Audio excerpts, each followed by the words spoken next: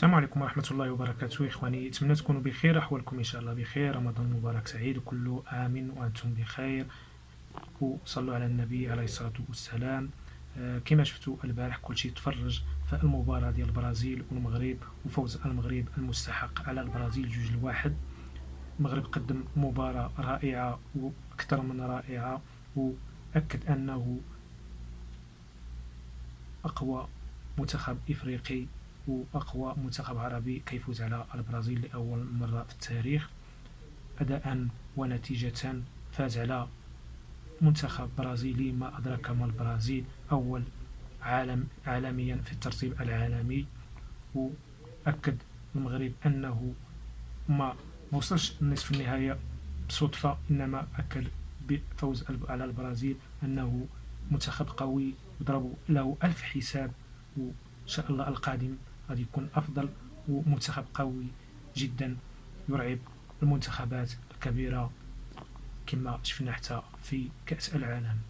دابا أول مرة أشوف منتخب عربي قدام عيني يفوز على البرازيل. البرازيل المصنف رقم 1 على العالم، ملاعب جميلة، أجواء حلوة، كرنفال، لعيبة، وجمهور المغربي والمغرب تثبت أنها قوية. يعني مدير فني وطني، يعني كل حاجة فار وشياكة وأرضية ملعب وجمهور حضر من الصبح وأهازيج.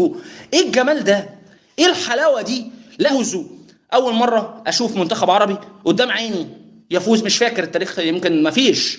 أول مرة أشوف منتخب عربي يفوز على البرازيل. مش فاكر إذا كان ده حصل ولا لأ، ما شفتهاش.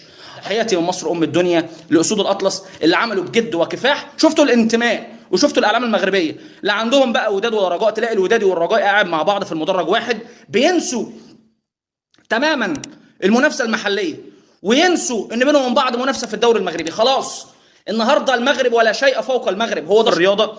عندهم مدير فني وطني وليد الرجراجي، عنده حماس كبير، بيعملوا خير كتير جدا. الاسبوع اللي فات راحوا زاروا السجون المغربيه، واول امبارح راحوا زاروا دار ايتام وشالوا اطفال نونه جمال مغاربه، حضنوهم كده ولبسوهم العلم المغربي. في حاجات يا جماعه انسانيه ما حدش يعرفها والله. بقول لك زود الخير ربنا هيديك بركه، زود الخير ربنا هيديك بركه. وده اللي قاله وليد الرجراجي المدير الفني للمنتخب المغربي لما قال ديروا النيه. هي دي اللي ما حدش فاهمها، لكن لا بالتطاول ولا بالتقليل. على فكره المغاربه اساتذه تبيع عجل.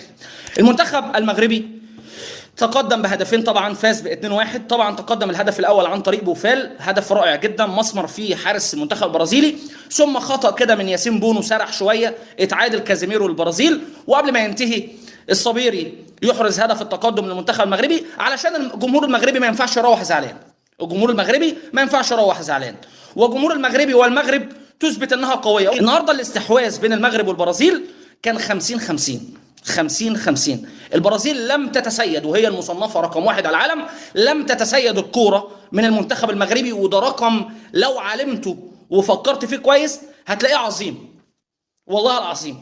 تاني، البرازيل المصنفة رقم 1 على العالم لم تتسيد الكورة على المنتخب المغربي، وده شيء لو علمتم هتلاقوه عظيم مع المصنف رقم 1 على العالم. الاستحواذ 50-50، والبرازيل كانت عايز تكسب.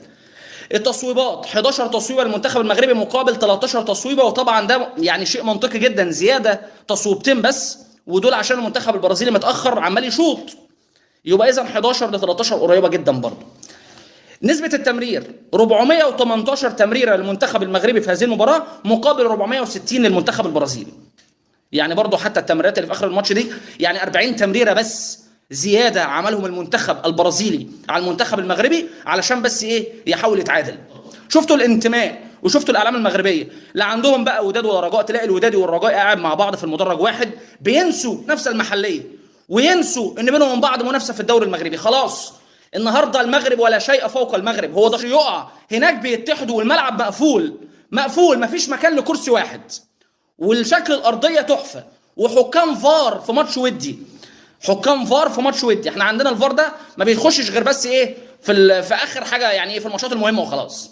المغرب الى اعلى ثم الى اعلى بفضل النيه الصافيه، وزيروا النيه زي ما هو بيعملوا، بفضل العمل والكفاح في صمت وفي الصح والانتصار. الانتصار تلو الانتصار، وكتبوا اسمهم بحروف من ذهب لاول مره يسقروا من خسارتهم المرتبه في مونديال 98 بعد ما اقصاهم المنتخب البرازيلي عمدا بسبب خروجهم من دور المجموعات في كاس العالم 98، جيل مصطفى حجي وكماتشو والناس التقيله دي، والنهارده بيسقروا امام الجميع ويفوزوا. اول مره اشوف منتخب عربي قدام عيني يفوز، مش فاكر التاريخ، يمكن ما فيش، اول مره اشوف منتخب عربي يفوز على البرازيل، مش فاكر اذا كان ده حصل ولا لا، ما شفتهاش. الى المغرب طبعا يواصل في التسويق لصورته رياضيا. خالد، المغرب يستضيف البرازيل، تسويق لصورته مش رياضيا بركة، رياضيا اقتصاديا. صورة المغرب ناصعة في الفترة الأخيرة كما حكينا امين. راني قلت لك سياحيا الحقيقه المغرب تهرب برشا بلدان. زاد عاونتها برشا الكوب دي موند نتاع قطر اللي وصلت دومي فينال، فيزيبيليتي كبيره عرفت ببلادها الحقيقه. حتى الملاعبيه نتاعهم يلعبوا في لو نيفو في البي اس جي في دورتموند معناتها. الحقيقه المغرب فاتت العرب والافريق فاتتهم برشا. ماتش هذايا ماتش قالا عندهم هما باش يتعدى ماتش ممتاز. وتحس المغرب ولات تعديت بالي اخر، ولات تقارع في الفرق الكبرى. البرازيل دون نيمار، دون ماركينوس، دون ريشاردسون. المغرب قادر يفوز، اما تحس قادر ينتصر على البرازيل، قادر ينتصر الحقيقه. كان في بلاده بينارضو بين جماهيره. تذاكر غاليين شويه على فكره، وفما ازمه نتاع تذاكر. فما ازمه نتاع تذاكر. والجامعه الملكيه المغربيه اكثر منها اصدرت دفعه اخرى على السياحه، واكثر منها سورتو على الكوب دافريكا نتاع 2025. واني قلت لك المغرب تو وليت انا بالنسبه لي الهدف مش رياضي معناها، الهدف مش رياضي، هدف اكثر منه الاولويه مش رياضيه. وانا خليني قلت لك راهو المغرب وليت انا نقارنها مع فرنسا، مع بلجيكا، مع الدول الاوروبيه، الفرق الاوروبيه. واضح به. هذا فيما يخص المغرب وصدق سالم يعطي الصحه. صدق سالم سيكون هو حكم المباراه. هذا امتياز للتحكيم التونسي رغم كل ما يقال. على الاقل خبير به يجينا فيما يخص التحكيم. وسيط يجيب لك مريول ولا كوره. مريول بتاع شنو؟ انا كنت مريول بتاع ما نطلبش حتى مريول. انا عملت انترفيو تياغو سيلفا ما عملتش معاه تصويره، ونيمار كيف معناها نبدا نخدم لا لكن نبدا نخدم خويا. الرابطه المغرب وعلى الرغم من توتر العلاقه بين فوزي لقجع والرجاء، خالد جماهير الرجاء اللي شنت حمله على فوزي لقجع، السيد فوزي لقجع في اطار ممكن الدبلوماسيه الرياضيه قال انه يتمنى انه الرجاء يفوز بلقب الشامبيونز ليج الموسم الحالي. علاش؟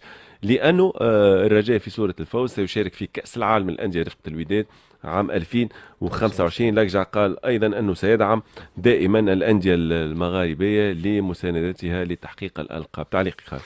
والله معروف هذا بتعليقه الزايده كيما صاحبنا هذاك تاع الزمالك كي قوي عليه الضرب. خاطر انا عندي شكون برشا صحابي سورتو معناتها في لي ميديا نتاع الرجاء قوي عليه الضرب، هبطوا له بوكو دو باندرول.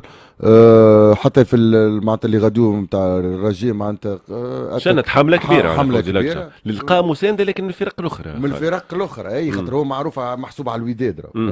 اما هو اذا نقول لك حاجه انا نعرفهم جمعيه الزوز، راهو الرجاء عندها قاعده جماهيريه اكثر من الوداد، وراي معناتها الرجاء توجع بالمنطق. دونك يقول لك خلينا نكسب انا الرجال معناتها تسيلي برشا يحاول استماله اما نقول لك انا حسب معلوماتي من اصحابي غاديك حتى قد ما باش يعمل هو توا باش يقول نحب الرجاء باش يمشي كاس العالم اللي هما معناتها ما عادش عندهم ثقه فيه برشا والتكتيك هذا مش باش ينجح. وانا سمعت باش يعملوا له بوندرول كبيره في ماتش كبير معناتها تبدا تستقبل هي الرجاء في ملعب محمد الخامس. واضح هذا فيما يخص فوزي لقجع رئيس الجامعه الملكيه المغربيه. أكد رئيس الحكومتين الإسبانية والبرتغالية يوم الأربعاء أن ضم المغرب إلى ملف بلديهما المشترك لاستضافة كأس العالم لكرة القدم 2030 يعزز حظوظهما بالفوز ويبعث برسالة وحدة بين أوروبا وإفريقيا. وجاء هذا بعد أن أعلن ملك المغرب محمد السادس الثلاثاء انضمام المغرب إلى ملف إسبانيا والبرتغال عام 2030، علما أن المغرب ترشح 5 مرات سابقا لاستضافة المونديال. أعتقد أن هذا العرض الذي قدمته شبه الجزيرة الأيبيرية والمغرب إيجابي للغاية، ويبعث رسالة مهمة للغاية إلى العالم بأسره، لا سيما إلى أوروبا وأفريقيا، لأنه يؤكد أننا قارتان متجاورتان، قارتان تريدان العمل معا. أعتقد أن هذه الشراكة تضع العرض المشترك بين إسبانيا والبرتغال في وضع أفضل من أجل الفوز بهذا السباق، وستكون مفيدة جدا للرسالة التي تحدث عنها رئيس الوزراء كوستا، والتي أوافقه بشأنها عبر الحفاظ على علاقة وثيقة بين أوروبا وأفريقيا، بين ثلاث دول تتقاسم فيما بينها